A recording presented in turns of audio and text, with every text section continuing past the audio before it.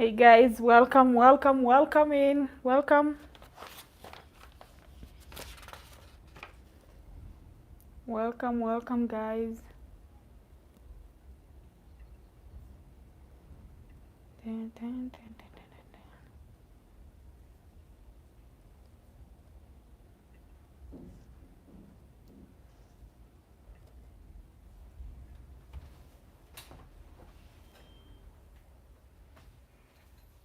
Lavender, manukato ya kutuliza iliyoundwa kwa mafuta halisi. Come on, everybody, get your feet to me. Let's go. Come on.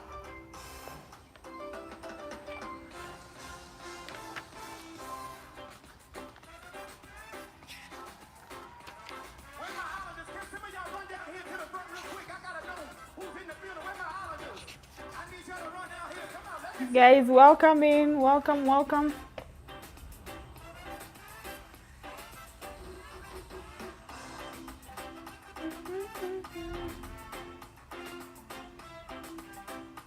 Come on, Jehovah's head.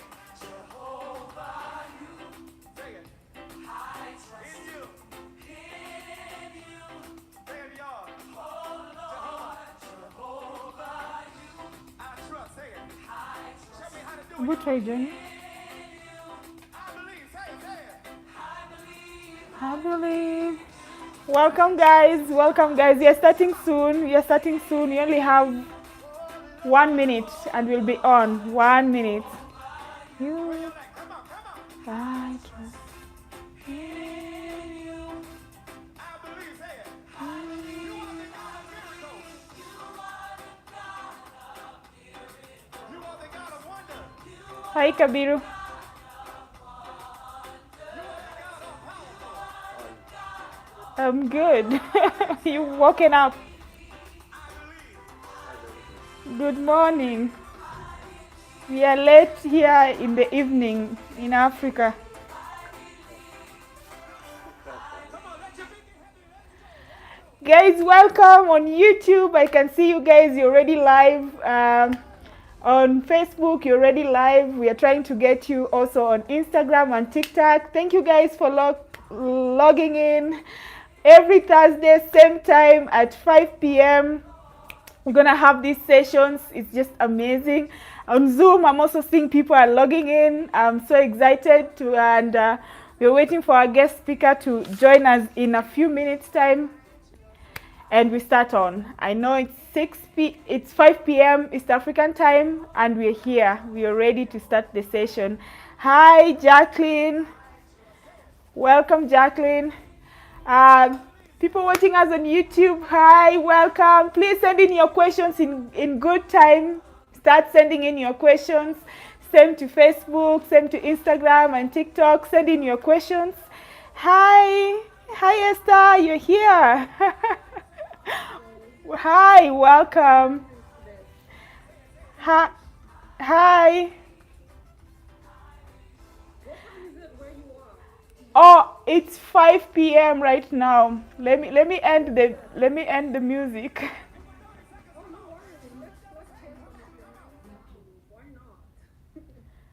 Sorry. Hello. My Oga at the top. I'm in Denver. This is 8 a.m. Oh wow, amazing. Okay, it's actually like past 2, like 2 minutes past 2 right now. It's 2 p.m. in UK. Yeah, exactly. That's right. It is 2 p.m. It's 5 p.m. in Kenya. 8 Oh, wow. a.m. Yeah, in the US. It's 8 Small 8 world. a.m. in Denver. Yes. Kabira's just woken up. He's not taken even breakfast. I'm fasting today, so I've been working. In Oh. fact, I have my other laptop, so I'm working. As I'm starting, I'm working on the laptop because I need to go after the meeting. Okay, welcome guys on YouTube. So we are live on YouTube. We are live on Facebook. We are live on Instagram and TikTok. So if we can project our voice from Zoom, our YOLO box did not allow us to go live from Zoom to other platforms. So I'll request, technology at times can be very, very technical. So if you can project your voice, it will be wonderful. So I think we can start off. People are already here. I can see Miss Kavi, Jacqueline, iPhone 7 Plus. I don't know who that is. And yeah, no. So on YouTube and Instagram and Facebook, guys, we are locked in now. We are ready to start. So I will start by thanking you all for creating this time to be with us today.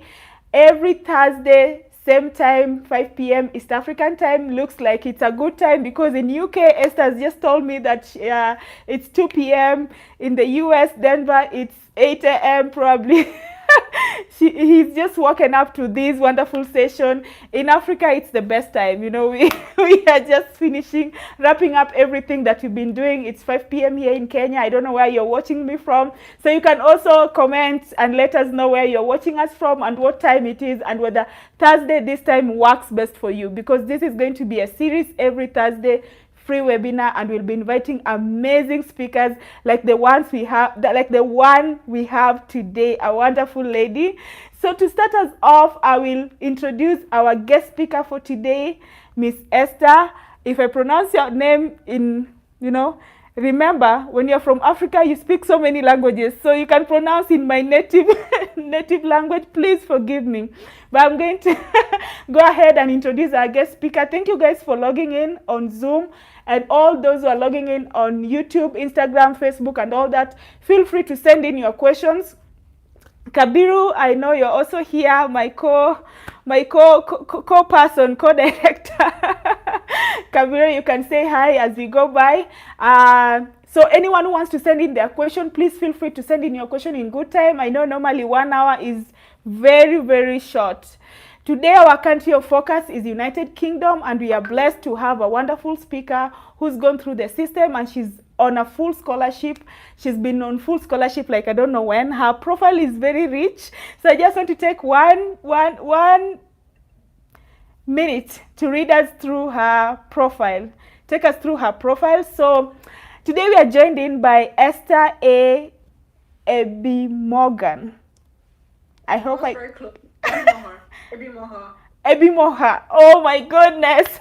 Esther A. Ebimoha. I'm sorry. I already apologized in advance.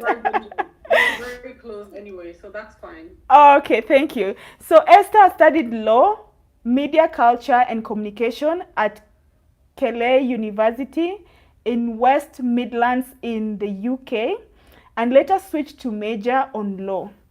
During the course of her studies, she ensured that she actively involved activities from sustainable fashion shows to serving as legal companion for litigants without legal aid. This was during the legal aid cut in 2013. After her studies, Esther moved back to Nigeria and qualified as a solicitor, did some work in Nigeria, and then applied for scholarship to commence her graduate studies. She was awarded 2 scholarships in Central European University, which has locations in the US and in countries in Central Europe. Before getting these scholarships, she applied for scholarships in Brussels Group, UK universities, including Queen Mary University. What she found outstanding in the process was the support her referees. Guys, you see the support she got from her referees and their willingness to go over and beyond to provide the references that she needed. She also applied to Coventry University. With this approach of spreading your application across different universities, it gives you more chances of getting an admission and the potential of getting a scholarship. Thank you so much, Esther, and welcome to our session. So you can start us off by introducing yourself in your own best way, correcting my pronunciation. And today, normally in our session, we talk about what it means to study abroad. What do we need? How does one study abroad in terms of selecting the courses? What's the procedure? When is the best time to apply? We want to know a lot about scholarship. There's been a lot of questions. Many people want to know how can they get scholarship to study in UK. There's also a lot of questions about, I've mentioned application process, scholarship, admission, and then work after study. Now with the new legal, a lot of information about immigration, and especially if you're a student, what happens? Can you go to the UK when you have a family? Can you work in UK when you after you finish university? What are those things? And because you have a strong legal background, you can give us everything and anything around immigration, around just study abroad and UK. So thank you so much, Esther. You can pick up. Awesome. Thank you so much, Sheila, for that interesting introduction. I appreciate it, and I'm really excited to be here. Thank I'm you. really excited to also talk to prospective students that are looking to study in the UK. I think it's very important that you're taking this step to get the right information so that you can then navigate your journey through studying in the UK. I just wanted to briefly touch on my career path, since Sheila mostly talked about my academic background.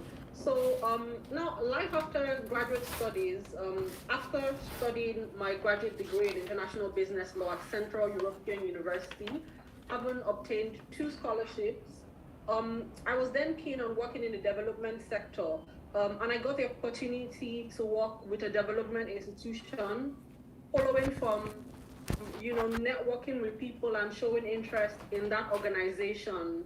I also worked as a focal point for the United Nations Major Group for Children and Youth, and I've gone on to work as an in-house consultant where I lead a team of analysts to help FTSE 100 companies with data insights to leverage their environmental, social, and governance reputation across stakeholder groups. If there's anything my background has taught me, it is not to discount anything at all. Don't discount yourself. Every single thing you've done, or the different ways through which you've added value, they all add to your application processes. So nothing is too little. Whether you've done community work, whether or not you've been volunteering, all those things add up to the picture. And I think that speaking here with Sheila, one of the things I would really want to do is, pump your heart with a lot of hope that you can get there, you can get the admission, you can also find a scholarship, and you can find so many options around, achieving this, your goal of studying abroad. So the first thing I'll tackle while we get into this is UK applications and admission processes, like studying in the UK. Now, when you talk about studying in the UK, there are like over 165 universities in the UK. All of these universities have educational programs, they have teaching and job prospects, and they also have distinctive course offerings, making the UK an ideal study destination. This does not go without saying that there are challenges that people encounter. However, there are also positive experiences as well that people have, had and continue to experience in the UK. Now, as you prepare to study in the UK, there are some things that you must consider before you, pack your bags and, pack your family and then move on to say you're starting your academic journey in the UK. One of the things to consider is the kind of university you would like to go to. Now in the US, they have the Ivy League universities, whilst in the UK, we call them Russell Groups and non-Russell Group schools. Now the Russell Group University is a group of 24 UK universities that are considered to be in the gold standard of academia. So these universities have a reputation for pioneering high quality research-led courses.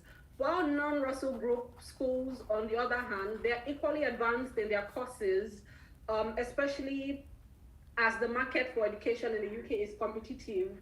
Non-Russell Group universities tend to accommodate, they have more accommodating admission policies, which may be degree specific, with reasonable and attainable standards. Now, some Russell Group universities include top schools like Oxford University, Cambridge University, London School of Economics, Queen Mary University, University of Manchester, which is situated in Manchester, University of Birmingham, University of Leeds. So they're quite a range of the schools that I refer to as Russell Group universities, that are in the top table leagues. So these are just some of the things to just bear in mind when you decide that, well, I want to study in the UK.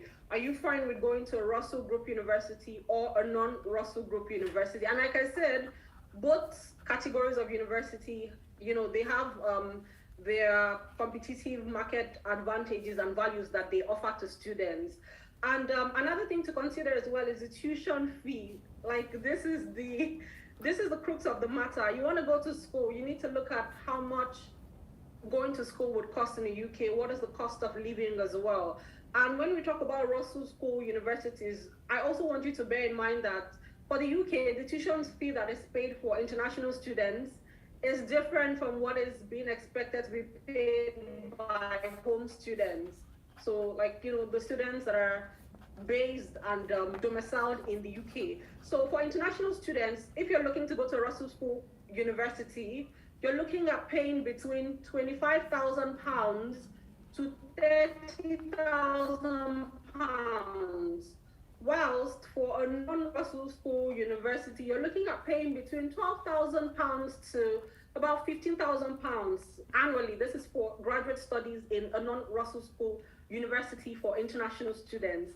Another thing to also contemplate and consider is, I haven't done some research. I see that for graduates of Russell School universities, over or about 14% of graduates in Russell School universities would have to take an internship before they get their first graduate job.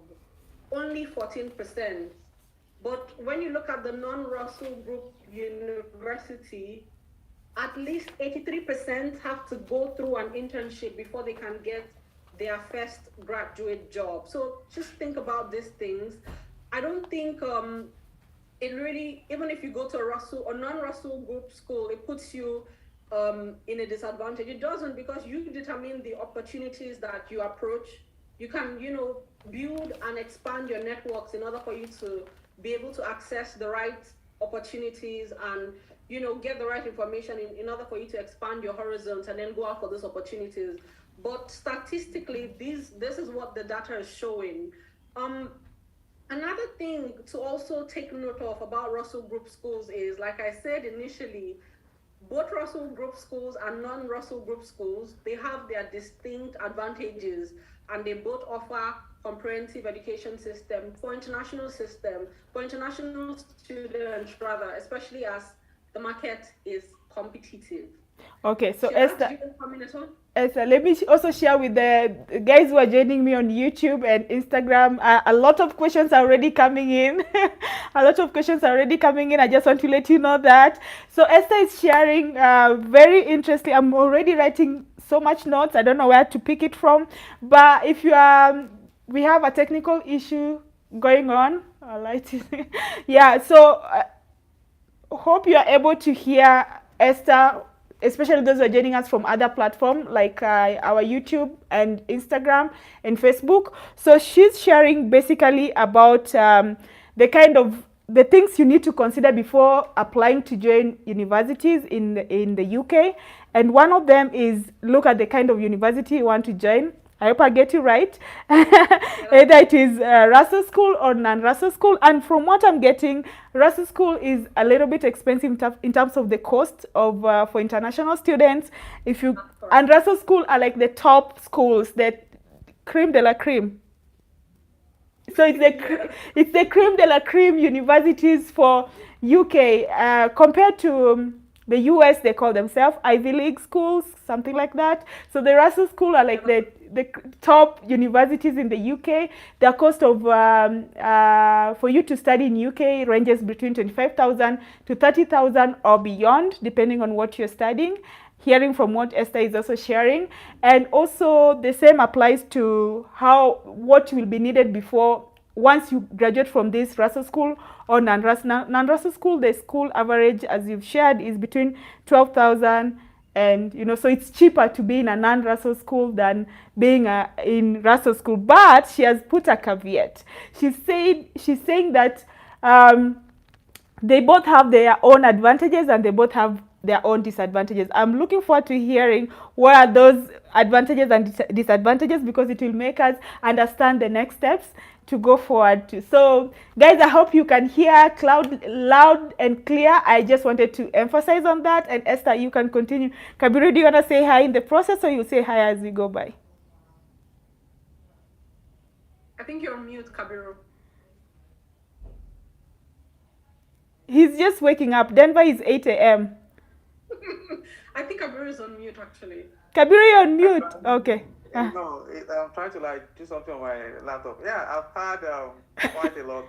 And from personal experience, those Russell schools, they are quite expensive. Yeah. But the good thing is they have the best scholarship in the UK. Yeah. You know, from experience, we always say, oh, they are very stingy, they don't give scholarship. But in those top schools, they are the ones who can get good funding. If you need good funding, they are those schools. But it will always come with their challenge. The same way, if you are going to Harvard or you are going to any other school, the kind of like example, typical application in the UK is free. But for some of those top schools, you have to pay application fee. That's one of the caveats I can add for now. Okay. Excellent. Thank you for adding that. So you can continue, Esther. And I am receiving lots of questions. So Okay, bring it on. Okay, so I think the points that were shared by Kabir is very crucial for people to also bear in mind. So when you apply to non-Russell School universities for your graduate studies, you do not have to pay any fees. So I'm literally going to go into the admission and the application process for UK universities before we then delve into the scholarships, which of course Kabir would come into as well. So I think one of the things you'd also bear in mind is like applying to UK universities is very straightforward. I would encourage you to apply to as many universities as possible, not just for the sake of applying, but just so that you broaden your horizon, you expand the options that are, accessible for you. So you could apply to Coventry, for example, depending on the course that you're studying as well. I think it's also important to do a bit of research. I would say the first thing to do is to go to the university's websites. That's a very good place to start with. Mm-hmm. Go to university websites, peruse, like browse the, array of courses that they're offering. Like look at them, try and see if this university is offering a research-led, graduate study or a classroom taught study, so that it's going to help you to begin to anticipate how you would spend your time when you're in the UK. You might want to be doing other things like working, building your network, volunteering, just so that it gives you a good idea of, what your life will be like in the UK. Are you going to be spending like 90% of your time in the classroom, or are you going to spending a majority of that time doing, personal research in order for you to, get those assignments rolled in? So the first thing to do is go on that website. Like I said, the process is really straightforward. Trust me, it is so straightforward. You can do it. It is very straightforward. So you go on the website, you look at the courses. They have all the courses outlined there already. You even have the number of the admissions office, which you can literally pick up the phone and give them a call and ask your questions if at all anything is not clear. So first of all, get the course right. Read the course, like understand what advantage the course is going to offer you. Understand if you're going to be learning with students from other countries, the kind of teachers that are going to be teaching you, what is the faculty composition, just so that you're, getting into it. Because this information will then help you in your application. Because one of the things that a lot of UK universities require is a personal statement. So in your application process, you have to do a personal statement. And this personal statement would have to reflect why you want to study in that university. And where are you going to get that information from? The university's website, the course website. When you've gone through the university website, you've looked at the course, you've looked at the department. So for example, if you wanted to study law, for example, you could go on their law school website, look at what stands out about them. Do they have legal clinics? Do they have mock trials? Are there things that could be beneficial for you? You look at those things and then you add them into your personal statement, and it gives it that extra layer that makes it stand out. It shows that this person has done their research. And let me just touch on the personal statement again. And I think for the personal statement, don't be shy with your personal statement. When I say don't be shy, I don't mean like you have to write 100 pages. No, you could keep it 1 page, 1.5 pages, or 2 pages, but like let your strengths shine. Like whatever it is you've done in the past, put it on there. If you volunteer, put it on there. If you've taken similar courses in your previous studies, or you've done any work experience that could make you stand out, put it on there. The personal statement is really how the university gets to meet you and understand the kind of students that they would be taking in. It helps them to also build their database on the kind of students that show interest in their school and the kind of students that a particular department is attracting. So when you write your personal statements, like give it some sections. I think like you could put the last section as, you know, the things that interest you about the university, and then the first section should be about your experiences. Include things like your hobbies, because if you're a social butterfly, those things could be very beneficial to stand you out for opportunities when you eventually get into the school, because you would then be able to show that, well, I'm very interested in having a community and a social life, and I can bring that into, you know, my department or my studies by ensuring that um, I help my colleagues or my classmates or classmates form some social connection through activities and what have you. So in essence, what I'm trying to say is every single thing you've done counts. Use them.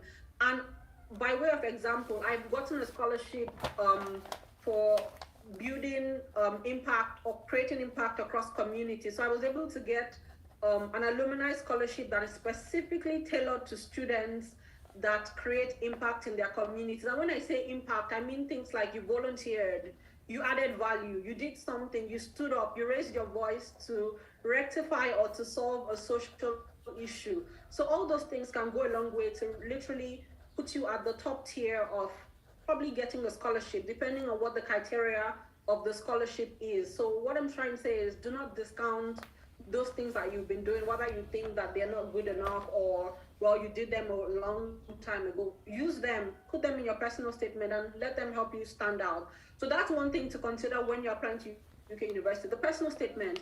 And I'm going to go back to this, the fees for the application. Now, Kabiru did mention that for UK universities, you do not need to pay an application fee. That is very correct.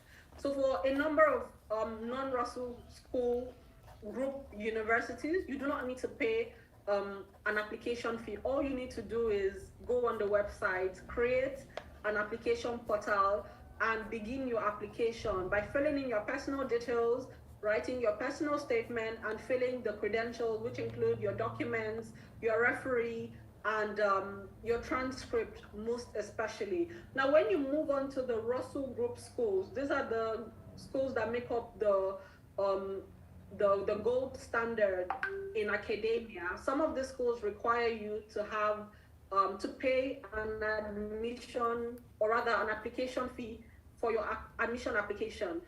So schools like London School of Economics, you're going to have to pay an application fee. Schools like University of Oxford, University of Cambridge, you would have to pay an application fee. However, there's some advantage to applying to these universities, because for some Russell Group schools, they offer scholarships. So you stand a chance of potentially getting a scholarship. That is if you meet the criteria for the scholarships.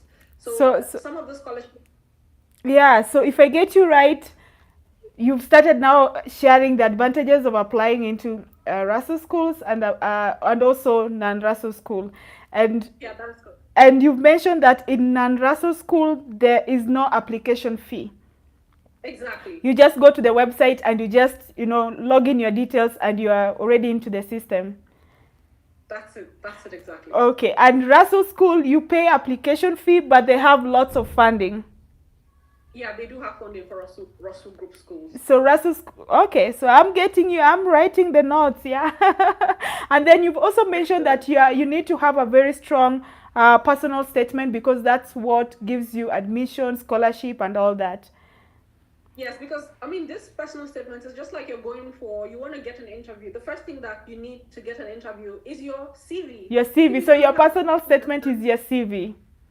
Exactly. Yeah. Don't be shy. Don't be shy with your personal statement. That's what Esther is trying to emphasize. Thank you. Continue. Okay, no worries. So yes, for Russell Group schools, you would have to pay an application fee, but this doesn't apply to all Russell Group schools. So schools like University of Manchester, University of Birmingham, you don't need to pay like an admission fee. But when you speak about the top tier Russell Group schools, including London School of Economics, Oxford, Cambridge, these are like some of the very best schools at the top tier, you would have to pay an application fee in order for you to then be considered to attend these universities. Now back to the application process. One thing that is conversant with some UK universities is that they require you to have a proof of English test. So some of these schools will ask you as an international student to show proof of, English proficiency. And there's one thing that you also need to bear in mind is that you can also request for a waiver. If you're from an English speaking country, you've been taught in English all your life, you've been speaking English all your life, and you've most likely done your undergraduate studies in an English taught and led school, then I've learned from some of my friends and colleagues that all that they needed to do, because I've done my undergraduate studies in the UK. So people that had to do their graduate studies like in the UK, like coming to the UK, haven't done their undergraduate in another country, let's say in Africa, for example. What they did was they got like a letter from their dean or anybody in authority in your university to show that all along the course of your study, you were taught in English. So that is going to serve as a waiver. That's one. And I learned as well from Kabiru that another thing that you can do is if you've published any papers, if you've written any like academic piece that is, fluent in English, something, no worries, Akumu. Yeah, something that conveys knowledge in English language, then that could serve as a waiver as well. So you need to put your foot forward and advocate for yourself in these situations. You need to be able to say, well, I studied in English. Why do you need me to bring an English proficiency test? So this is something that you should be raising with the admissions team. Send them an email, let them know that you've been taught in English, let them see your transcript, let them get that letter from your dean or anybody in authority from your university. Because there's one thing, if you're not asking, you do not get. You don't get what you don't ask for. So if you want that waiver, raise your voice, ask, what can I show as proof? What can I show in order for me to get that waiver? So these are some of the things that you should bear in mind while you make that application. Kabiru, did you want to say something about the English proficiency test? Yeah, I think most times if you apply to those top schools and your course they are research based, they will most likely make it mandatory that you get test of English. So one of the best ways to like prove like maybe your writing sample, your project, your publication, to use it as a proof that you can have sustained writing. Because the word they normally ask for is like you can have a sustained writing in English language. That means you can write for not like a page or two. If you are writing research, we're not talking about a page or 3 pages. You're talking about several pages. That you can write several pages with good English. So like in my case, when I did at King's College, I used one of my writing sample. It was around 28 pages. Like I used as a proof that I could write for long in English language without, and I got it. I did the same thing at UCL, which I got. I wrote I provided a sample. Yeah, actually, they didn't ask for a sample, but I did. I wrote a letter that I could do this, and I did. But the only caveat they put was like at the embassy, they will not be responsible for like the proof of English at the embassy. That if the embassy fails to like approve, I will have to write. But otherwise, they still give me a waiver for test of English. I got at UCL, I got at King's College. So it's about asking, but when you're writing to ask, make sure that you write very well. You won't write to went when you want to ask for that they should exclude you in writing English language. That will like jeopardize your chance of asking for it. Have a sample of your writing that is not like a page or two, preferably something not less than 5, let's say typically less than 10 pages. Like you can write something so long. Can you submit your term paper? If you already have term papers you've been doing in school, can you submit those ones as your proof of English? Yeah, I used one of my writing samples. Okay, when nice. I did my study abroad in Italy, there was one paper I wrote, it was around 28 pages, and another one in my school. So I have like, typically 2 of them, they are 28, one is 31 pages, the other one is 28, so I usually use either of the that's what I do. So efficiency waiver. Well, we have to provide And to prove, so proving you can even use your term paper, any research paper you've done, and yeah, and your transcripts. Your reference, because it is always applicable to research-based courses that they want to see that you can write. You have to write very well in research. So you have to show them that you could do your reference. It doesn't have to be a particular referencing style. It could be any style, but make sure you are consistent. Make sure you check for referencing all those styles. It could be any style. It doesn't have to be something particular to the department. Okay, thank you so much. So yeah, go on, Sheila. Yeah, so we are having like lots of questions. So anyway, just continue. I wanted to let people know that if they want to send in their question from wherever, from the Zoom, put it in the chat, Zoom chat. From YouTube, we're already picking your questions as well. Facebook and Instagram, you can send them. We'll get the questions and we'll share it with our guest speakers. From the Zoom, I see our minutes is almost up. We are going to send in a new link that you can rejoin if this one comes to an end. Just to let you know. So we can continue. If you're okay, I can ask you a question, or you can wrap up and then we can start on the question, Esther. Awesome. Excellent. I'm just going to wrap up real quick so we can get to the question. Okay.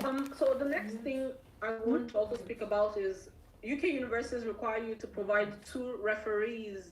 So they want to be able to verify the information that you're giving them through those stories that you will provide. That's why, as you go through your journey of, your studies, your applications, whatever it is you're doing, ensure that you keep your networks, build that relationship, so that you could always fall back on them and request these references.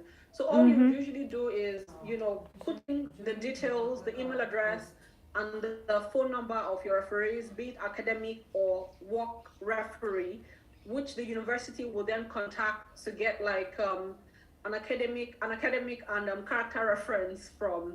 So it helps to already have in mind who you're going to put forward, so that when you're making your application, it's easy for you to just slot in those names. And of course, the very first thing you need in order for you to apply to UK universities is you need a visa. Actually, you do need a passport, actually, an international passport, because that would then be used later on in the process of them, giving you the admission, and then it would enable you to begin to process your visa when you do get the application. And another thing to bear in mind is the scholarship, which is very important. It's very good to, when you look at the website of the university, look at the scholarships that they're offering. Some of these non-Russell Group universities, they offer scholarships in the amount of £2,000 or £1,000 or 1,500 thereabouts. This is for some non-Russell Group universities. So their scholarships, some of them are not the best in terms of they're not full, but they are scholarships. It helps for you to inquire. It helps for you to find out, what can I access? What kind of support can I get when I come to this university? What kind of studentship or jobs can I access if I do come to this university? And it will amaze you that there's a lot of opportunities that you might not be aware of if you're not asking the right questions. So it helps for you to begin to ask these questions off the bat. So once you decide that you want to apply to a particular university, start looking at scholarship opportunities that they're offering. For example, if you decided to attend Keele University is a non-Russell Group university, and at the moment offering a scholarship called the Great Scholarship. And this scholarship has a tuition fee waiver of £10,000. And this scholarship is for courses including MA in Childcare Law, MA in Human Rights, LLM International Commercial and Business Law, LLM International Law, LLM International Law and Human Rights, up until MA Safeguarding Adults, MA Medical Ethics and Law. So they are scholarships, and it will interest you that some of the scholarships are targeted to African students, students from African countries, including Nigeria. Nigeria is one of those countries that this scholarship is targeted for.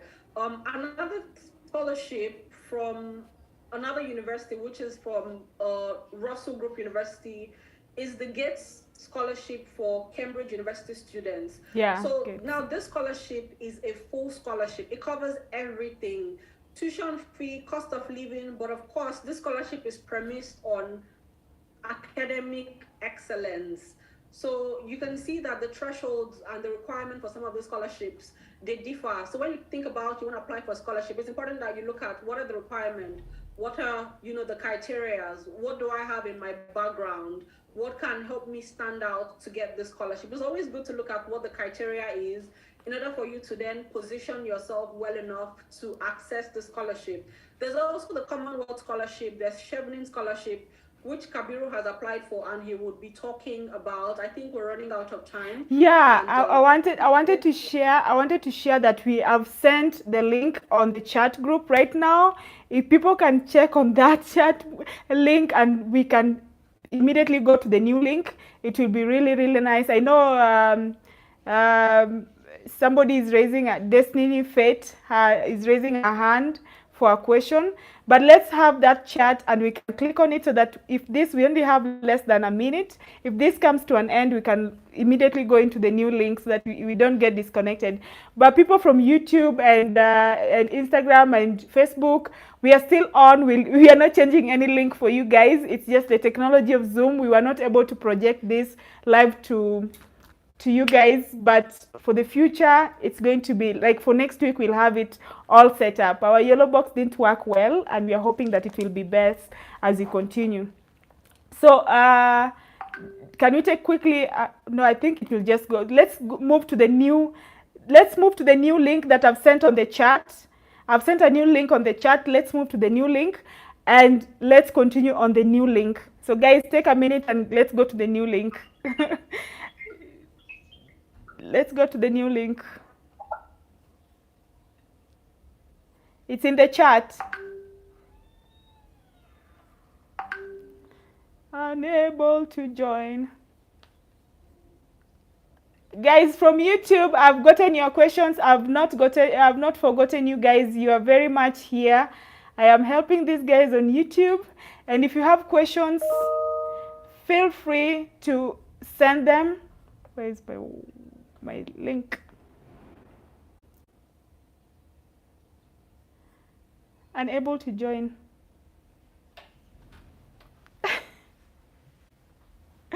Unable to join.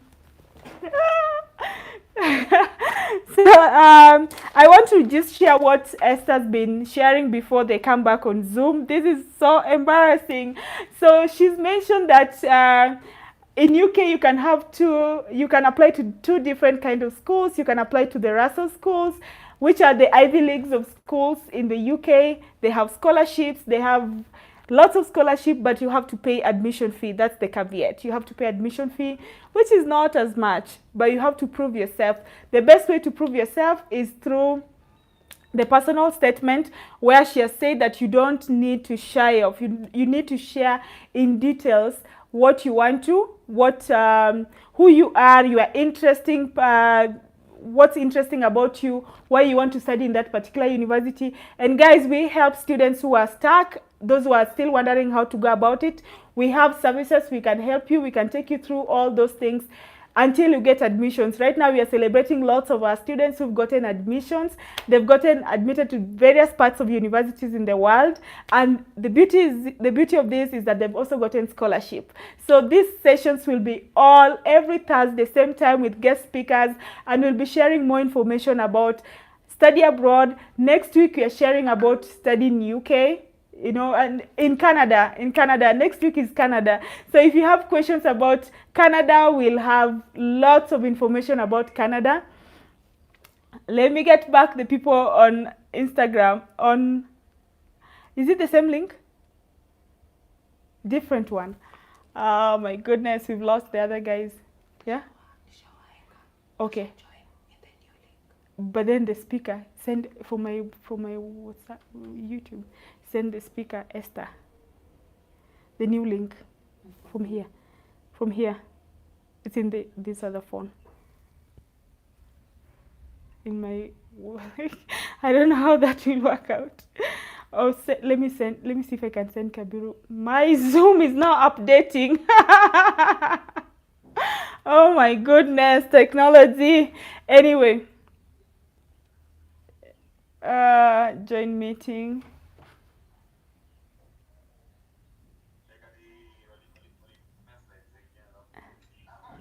I can't join. Are they on? Plus the guest speaker. Okay, I leave and join.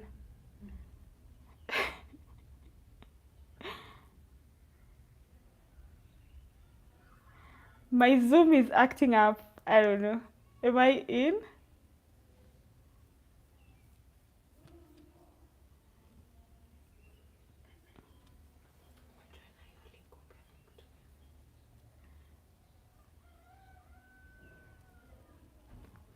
Yeah, so as we are trying to figure out, okay. Ah. Guys, we are back. This is so bad. I'm so sorry, guys. We are going to work. We are going to improve on this. This is so embarrassing. So welcome back, Esther. I think I don't know whether she's come back here. Kabiru, welcome back. What are you saying? You can't hear me? Can you hear me, guys?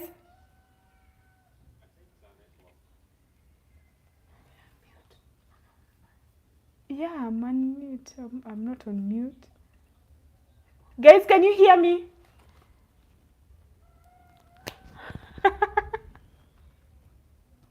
Kabiru, can you hear me?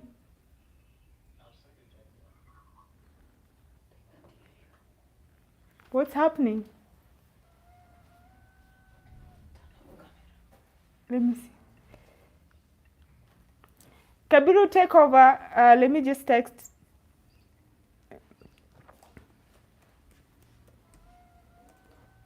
I think it's my internet.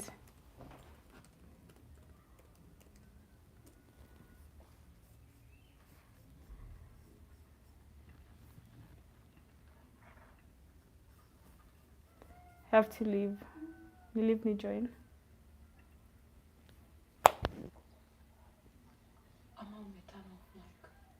No, I don't know why it's not.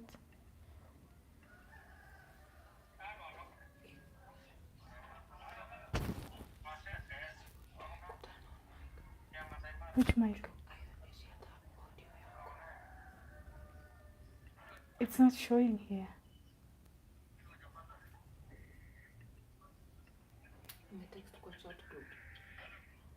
Ambia Kabiru, I can't. I can't do anything. So guys, I can't do anything. My voice is off. Oh my goodness, technology. Let me see if I can. Yeah? Tell Esther to go ahead. Hi guys, sorry, on behalf of Sheila, we are trying to fix everything. She requests that Esther and Kabiru, you just continue with the session as we try and work things out on this side. Alright, thank you so much for letting us know that. Okay. So, I'm going to carry on with this application. The voice here is gone. I think the last thing we talked about, if I'm correct, was on the references. So even before, the last thing we were talking about was actually about the scholarship. So for UK universities, there are scholarships. There's scholarships for several universities. I can't put video It's off. when you ask, when you begin to search, like search those websites, pick the admission teams, and you will be able to get that information. Okay, I think Ikran, can you please mute yourself? How are you? No. Awesome, thank you. So, Kabiru, can we talk about the Chevening scholarship and the Commonwealth scholarships, please? Yeah. For Chevening and for Commonwealth, maybe Commonwealth shared, General Commonwealth, or there's what we call split. They basically have the same procedure, except for Chevening that has like experience requirements. Or for Chevening, you have to have experience in the field, and it is sort of technical compared to like let's say shared scholarship. When you have shared scholarship, it's you can pick like 2 or 3 courses, not necessarily in the same field. But if it is Chevening, they have to be in the same field. Chevening has to be in the same field, and it has to be related to your experience. So let's say I want to apply for something, accounting. I might have worked as auditor in a bank. It means the courses must be like audit, something in accounting related to my field. And Another thing with Chevy is you have to rank. If you have to rank your choices about like 1 to 3, then when you want to pick, oh, let me add. Sorry, I said something like the same course. You actually have 2 options. You can pick the same course in 3 different schools. Let's say accounting Oxford, accounting LSE, accounting Cambridge, or different courses in the same school. Let me repeat for Chevy. You can pick the same course in different schools, meaning that they must be the same. Accounting LSE, accounting UCL, accounting Manchester or wherever.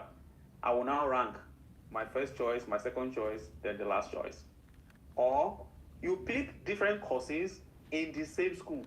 So let's say Oxford, my first choice, accounting, Oxford, my second choice, finance, Oxford, my last choice, development. It means the same school, but different courses. I will now rank as well. Accounting as my first choice, finance as my second choice. So that technicality has to be there with Chevy.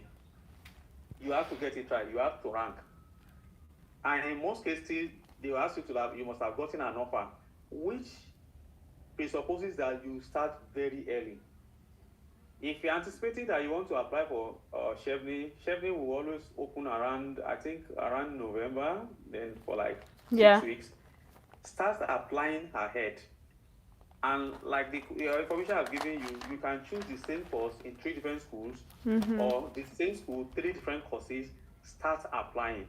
Such that by the time it opens, you can upload your unconditional or conditional offer on the portal.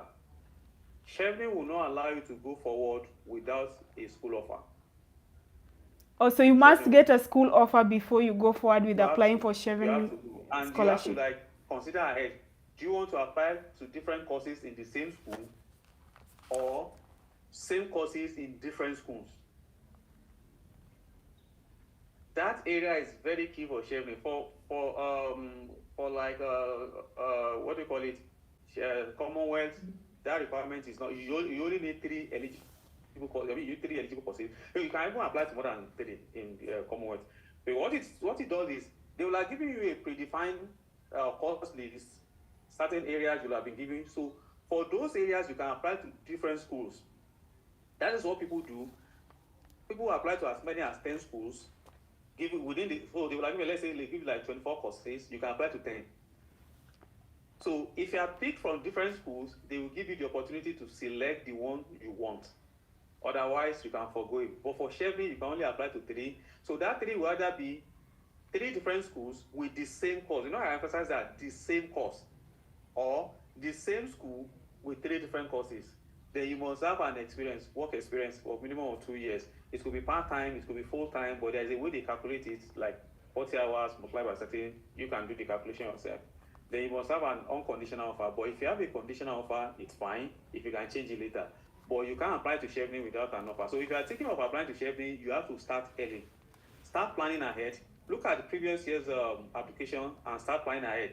And your essay for Chevy is extremely important. Your essay must have impact. You must show how it will benefit your society or wherever you are coming from. Chevy will not give you without showing the impact of your, because the essence is they want you to be beneficial to your society. So if whatever you want to do, you cannot show how it will be impactful. And when you are writing that, avoid words that it will be useful to my society. Like personally, I always tell you, okay, it's useful. In what way? So how is that course useful? You know, we always like generic terms. It will be useful, it is important, it is fantastic. In what way? So in this case, without conducting additional research, you have to be specific. For example, I'm from Africa, where I'm coming from, we have water issues like it's affecting so number of people. And by the way, when you are quoting a particular number, please provide reference for your source. Okay. According to the definition, they said this, and this. In other words, avoid generic terms like they said we have water problem. How is it a problem? Is it that people cannot fetch the water, or when you fetch, you cannot get it home, or what? Okay. And how is that thing you want to study will solve that problem? That is for Chevy. And by the way, that is for everything. If you are applying to any scholarship, if you want a school, it's like somebody is employing you. Why must they employ you? Why do they need to employ you? What is the value to them, to me, and to the society? So Okay. it is now about the value to you that, oh, I need scholarship so I can continue American. Why should I give you? Why can't I give the money to charity? Why must I give you? So because the mistake we always do is like, oh, I need a scholarship because I must study. What is the benefit to the provider of that scholarship? You have to show them that there is a benefit for them and there's a benefit to the larger society. The three must always be present when you are applying for a scholarship. 1, 2 will not solve the problem. Show why it is beneficial to yourself, why it is beneficial to the whoever is giving you the scholarship, then why it is beneficial to the overall society. For example, one of the ways I always put that is like, instead of pumping money to GFID to Africa every year, why not train somebody in the field of water engineering so that you don't need to come and train somebody else? Okay. Because if you, yeah. So we have less than 6 minutes, and we have lots of questions, but no. Our scheduled time is always, it ends at 6 p.m. Kenyan time, East African time. But since we have a lot of Africans here, I hope I'll get some few extra minutes if I'm allowed, but that doesn't mean that we don't respect time. We just have our own unique timing. Anyway, so I know it's very interesting, and Esther, you're sharing really lots of beautiful information. Same to Kabiru, and I hope people are having their notebooks and, having all this information, equipping yourself with all this information. We are getting, if you are joining us now, we've been hosting Esther. She has a wonderful profile. If you didn't get to hear from the beginning, we are recording this video. It will be on YouTube. You can also watch it on Instagram and Facebook Live, and also on Zoom we have it. It will be recorded. It's recorded, so you'll get all this information. Those who need help with the application, we have a paid service. So just chat us or reach out to us on email, sk@education@gmail.com. We'll share all this information. I know we have all your email addresses and all that. Also on the YouTube, just go in and click in and say that you need help, so that we can help you with the application process, or more advice on this, or one-on-one engagement. We are here to help you. So the question, let's start with Valerie Kutswa. She's been raising her hand for a very long time. So Valerie, go ahead. What's your question? Valerie? Hi. Sorry, I muted you. Hi. Valerie, go ahead. So my question is, while I was doing my research, I applied to 2 schools last year, and I applied to 2 deliberately because I think I didn't have enough time to go through the mode of just applying to a lot, and I got admission to 2 of the schools that I did apply to, and I got admission. And these schools, they're giving me a scholarship, but it's like a partial, not fully, partial, which is good. And one school does not allow me to take another language, with my course of choice, which is international development. Yeah, so my question would be, is it advisable to go to, it's not a Russell Group school, is it advisable to take that school that has given me a scholarship but does not have a language program that I can take up another language? Or is it advisable to go to the other school that has given me a partial scholarship without the language program? Because with my course, I think learning another language would be beneficial to my career to the utmost. Yeah. Esther, do you want to pick that? Yeah, sure, why not? First of all, congratulations on your scholarships, and very well done for even making those 2 applications. That was a very smart move. One of the things I want to say is that is a very, very thoughtful question, because it shows that you've actually taken time to contemplate on what will be beneficial for you long term. I think when you're going to university, don't only look at the idea that I'm going to just go to university and get a degree. You have to think about life after university. What am I going to be able to do with this degree? How is it going to serve me? How is it going to help me to impact my world, and put food on my table, which is very important. So I think this is solely a decision to make. But in the process of making your decision, I think what you should consider is what would be the long-term benefit? How can I use this degree, that I get to get a good job? Can I do without the language in terms of the job market? Look at what the job market is requiring, and then evaluate what are the pros and cons of you not having that language. Because the crux of the matter is you want to be able to use the degree and the knowledge you've attained to get a job. You want to use it to be able to provide a service in order for you to then get paid. So I feel like, or I think that it's important to evaluate these things on the long term. And I think that you should also go back to the university, inquire of them about their previous students that have, taken this course, gotten this degree. How have they been able to use it in the job market? As the absence of getting a second language being a barrier to them getting good jobs or working in a particular sector or creating, the kind of impact that you would like to create. So have those conversations with the university, like make those further inquiries in order for you to get like a wider picture to help you then decide on the final action. Because if you don't get a scholarship, what you're going to have to deal with is how to come up with the tuition fee. So if you're getting a scholarship, that is covered, but unfortunately, it doesn't cover a language. So I think you need to weigh a lot of things. And the only way you can do that is to get a richer picture in terms of questioning, the school, finding out from people that have also taken that course without a language, so that it would enable you to then make a final decision for yourself. Okay, so Kabiru, do you have anything else to share on that? She's gotten partial scholarship, but then she doesn't have provision to do another language. So probably I can share briefly, because I'm doing international development. I wanted to know which particular language do you want to learn, because already we have an advantage, because Africa, as we are talking, and I know you're coming from Africa, we already have an advantage of, for those who are speaking Swahili and those who have extra language, we can always share in, like, I always pride in saying that I know more than 3 languages, but at the same time you can have private language classes. So I don't know how that will work with you, because I'm also doing international development. I've started doing French for the 3rd time. I'm still not getting it. So I might move to do Spanish. So does the school buy you from doing language on your own, like on, I would love to know the, what's the caveat in your scholarship and in your university.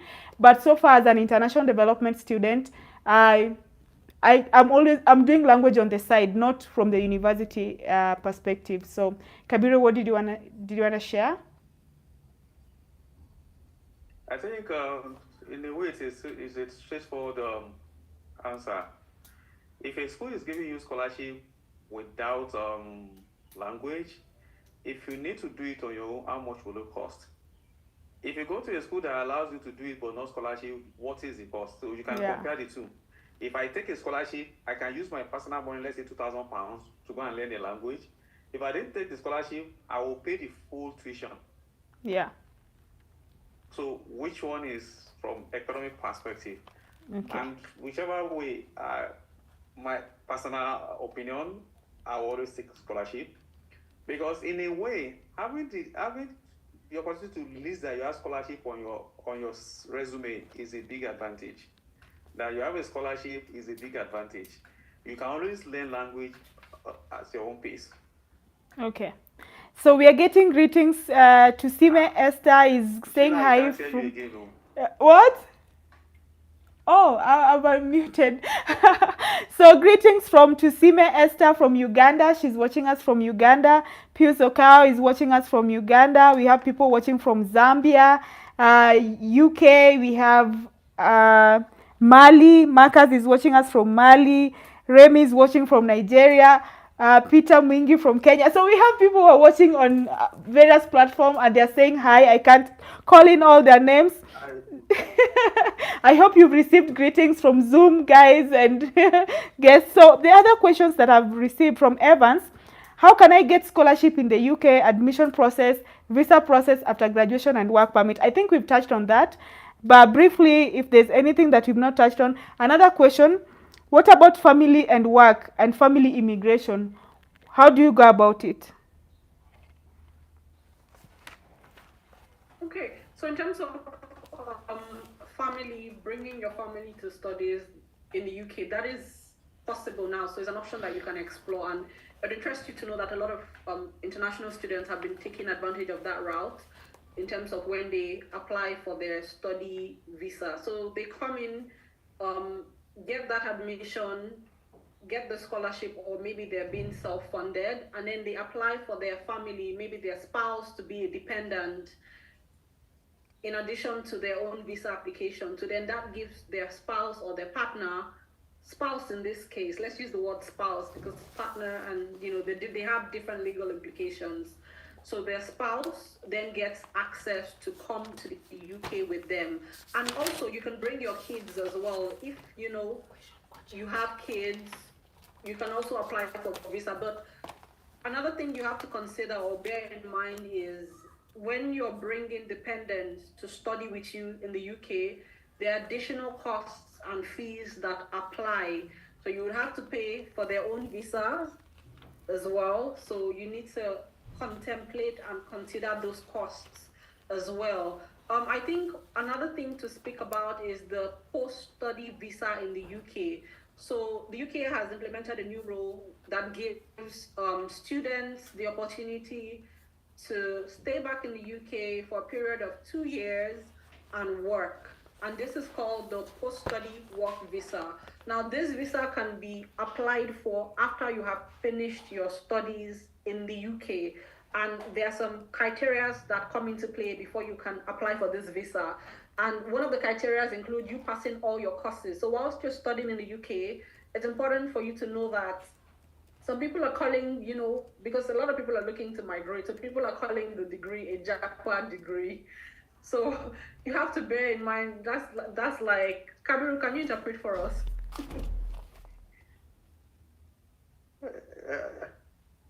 Which aspect do you want me to interpret? Jackpot degree, break it down. Oh, it means while you're applying to school, you have to look at the prospect of like using that degree in the UK that will enable you to like leave your country. I think from the visa perspective, what UK is doing is like you have to come from the top 50 schools. So if you are looking to go to UK and you are looking to use that route, that means you have to apply to all those Rosetta schools like UCL. It could be outside of the UK in that particular sense. But when you have your degree in the UK, look at the area. Probably can look like job information if that area is recruiting and they are sponsoring. People will always sponsor when they have gap. If there is no gap in that area, if the field is not growing, you can be rest assured that they rather prefer somebody because you have a lot of people. So if you have the intention of migrating with your degree, look for courses that they have they can project the next 10, 15 years or in the next 10 years, this field will grow by 10%. They will tell you the present shortages. For those fields that have shortages, you are most likely to get sponsors. For those fields that they have so many unemployed people, even the citizens, they are unemployed, why would they get somebody from? And the other thing you can add is, if you know you want to, this is my personal advice, look for something else to stand you out. If you're in a field that requires professional qualification, add it to your degree. It is not too much. Add it to your degree so that your employer will know that whatever there is value in sponsoring you. Somebody has to sponsor you, no doubt. So in doing that, look at with job prospects, look at how you can stand competitive in the market, probably get an extra professional qualification. Like if you're an accountant now, you can do ACCA or something to support it. It is not enough, so I'm an accountant, I have ACCA, because for some work like all those big audit firms, you need certification to work. And somebody will be willing to, even for you to have started, they will be willing to take you that for someone that has not started at all. Okay, thank you. Very well said. Yeah, I know people are requesting for our email address. Our email address is education@gmail.com. You can also just comment on any of the platform you are watching us from. We will send you all the details plus the details of our speaker and all that. So just comment, leave a comment, and we'll send you all the information. And for the next week, we are hosting Canada as a country. So those who are interested about Canada, just have that at the back of your mind. 5 p.m. Esther, continue. Sorry for sorry for that. No worries. So I wanted to just go back to this post-study visa. So this is a new route in the UK that allows students to stay back in the UK, haven't done their studies for a 2-year period. Now, there's some requirements for you to qualify for this post-study visa, and this includes you finishing your course, like passing all your courses, including your thesis. So you have to have literally graduated from your graduate studies, and you have to have a transcript to show that you have graduated. You also have to show that you have passed every single one of your courses in order for you to qualify for the post-study work visa. Now, the post-study work visa is for a 2-year period, and it costs £715 for you to apply. So when you finish, this is a route for you to be able to stay back in the UK, apply for jobs, and then kind of sponsor yourself using that post-study visa route.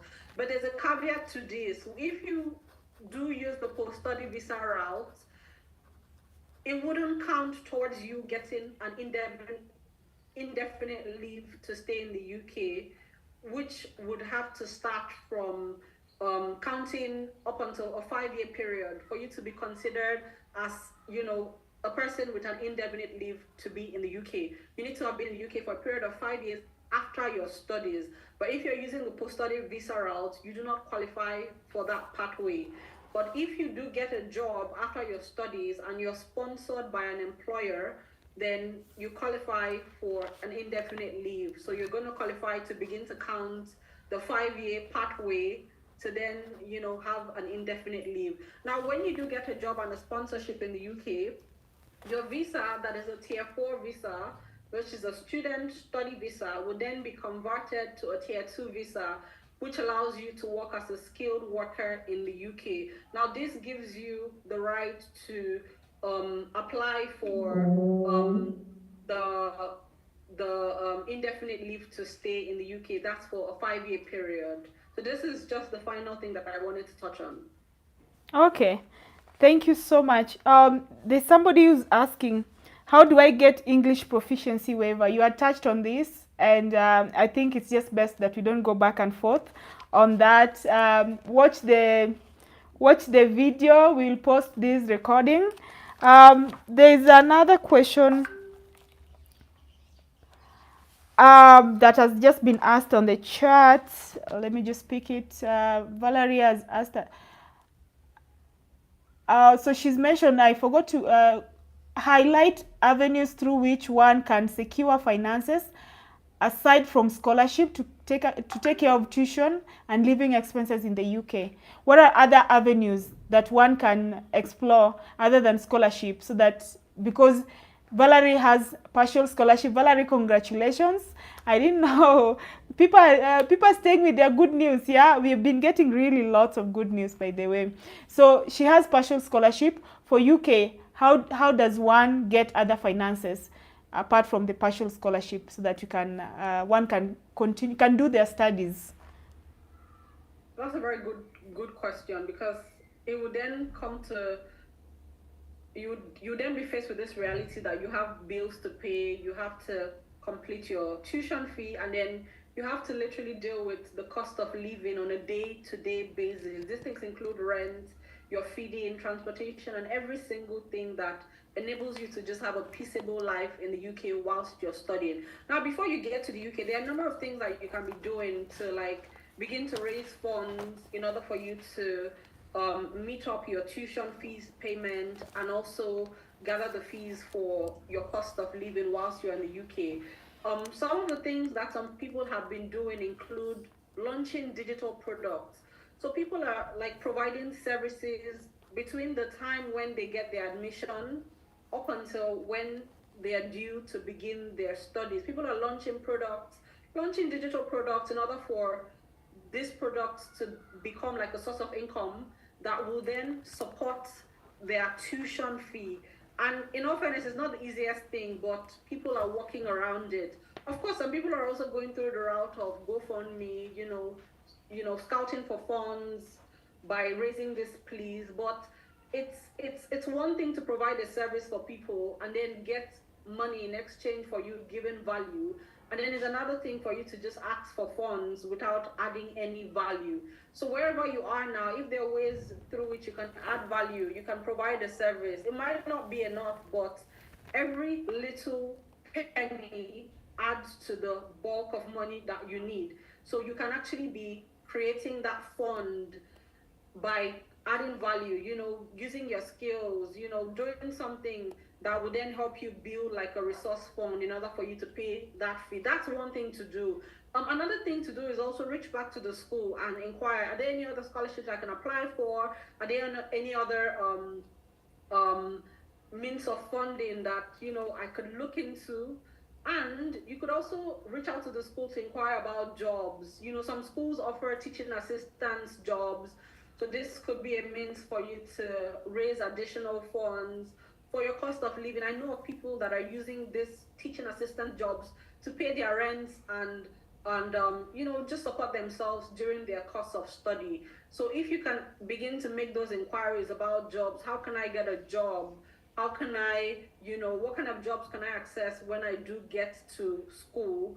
Then it would help you to begin to navigate and plan ahead of how you would go about, getting those additional funds that you would need to complete your tuition. And you have family as well. Like, speak to your family. You have friends. There are people that know. There are people that have information that could be useful to you in terms of just completing your tuition fee. They might know something. They might be aware of there's this scholarship here. There's this scholarship you can apply for if you already have an admission. So speak to people about it. Let it be known. Just in order for you to get information and know the different ways in which people are going about these things, so that you could then get to spot yourself when you do get into that space. Thank you so much, Esther. Kabiro, do you have any addition on it? I think, For UK? Esther has said a lot. She Well, said another thing I amazing, could add yeah. is- and that's thing I could add is look for your community in the UK. You already know the school. Reach out to the student, if there is a community of, like, let's say somebody like Nigerian Association or Kenya Association, ask people on ground specific questions. Ask them for options. Contact the department, like Esther has said. Be specific when you are contacting the department. That is there any opportunity to apply for additional funding? Use the internet, all those scholarship websites, because for UK, I'm aware they always have all these specific funding for Africa that you might not see, or you cannot apply for it as part of the application process. So you have to reach out to the school, check the school website for external funding. So when you go to the school website, they will tell you that this is the internal funding, this is the external funding. Check those external fundings and when you need to apply. That will be of help. Thank you so much. We are really behind. We've 16 minutes beyond our time. It's not fair for those who have other things to do, but we are very grateful, Esther. We're really, really grateful. The information you've shared with our amazing audience from Zoom. Thank you so much, from YouTube, from Instagram, from Facebook. We've had a lot of, I still have questions here, but I mean, it will be unfair for us not to keep to our time. So what we can say is that if Esther agrees, we can host her again so that we can continue with the session, especially for UK and also Europe, because Europe in terms of, UK did Brexit, so we can also engage in terms of Europe and all that, because I see you have vast information in that field. So what you want to say is that you want to bring this to an end, and next week, same time, Thursday, 30th, 5 p.m. East African time to 6 p.m. East African time. We'll try as much as possible to keep to our time. Anything about Canada, any information about Canada, will be engaging. Our country of focus will be Canada. If you have any question for Esther, I know Esther will share with us her contact details. She shared with me, but I have papers all over. But if you can reach out to us, I will still share with you that information. And please go in and subscribe to my channel, Impact with Sheila de Graaf. That's on YouTube. Please subscribe, like our platforms. Send us an email. We always respond, but we want to apologize that we get over 100 emails per day concerning this kind of study abroad. So if we don't get back in soonest time, we apologize in advance. We apologize, and we know that we are here to help one another. So if you have an issue, want us to help you with the application process, reach out and engage with us. If you have any more questions, again, email us. We'll share within our organization, and also we share in with Esther. In case of anything, I want to give Kabiru the time to thank Esther, our speaker for today, and to close for us the forum. Esther, she's my organ at the top, so I can always count on her. The good thing is she's a very good example of how resilience and hard work pays. She's been on it. She's done it very. She only gave you a few insights of what she has done, so I know her personally. So, yeah, but she's very wonderful. I would really appreciate your coming. Time is money. Not in the UK that every time you can't pay for your time. Of course, can't pay for your time. So we appreciate your coming. We benefited a lot from your experience, from your insight. Yeah. I know personally I've benefited more than this, so I will look forward to more of it. I know you can give us much more in other areas, not necessarily this. And whenever there is need, we always get across to you. We really appreciate your coming. It's not easy. I know you're always very busy. I know you're always very busy. Coming to see you now is always, it's a wonderful opportunity for us, and it's a great pleasure. We won't take it for granted. We really appreciate your coming. So thank you very much, and see you some other time. Well, thank you. I'm so thankful that I could also be part of this, because really the people that you're helping, they're important as well. It's so important that you get this information out there, and it's so good that you've created this platform to dispense information, because in all fairness, every other person at the other side of the screen, your dreams are valid, and I'm not just saying it for the sake of saying it. That's like the reality. So I really applaud you for doing this, for setting up this platform, for being consistent, for literally providing this information for people to benefit and learn from. It's hard work, I must say, and thank you for having me. Thank you, guys. Thank you, Esther, and thank you, everyone. Next week, same time. Be blessed and keep on working hard. Thank you, guys. You can leave at your own pleasure. Okay, well, thank you. Thank you. So Sheila, how far? It's less than a minute. I can take my leave. See you. See ya. Bye. Bye, guys. Until next week, same time, we will be talking about Canada. Put in all your questions. Share in your comments. If you had a question and you didn't hear us, please, we are very sorry about that. Technology, we're still working with the technology. At times it fails, at times it works. I mean, we have to continue doing this. It's free webinar every Thursday, 5 p.m. to 6 p.m. and will be country specific, will be subject specific. We'll be talking about masters, PhD, specific courses and all that. So please, if you haven't subscribed, please subscribe. Like my page, share with your friends so that we can have more people interact. If you need help with the application, we have in-house services that will help you with your application, will help you with everything. Guys, bye and be blessed. Thank you.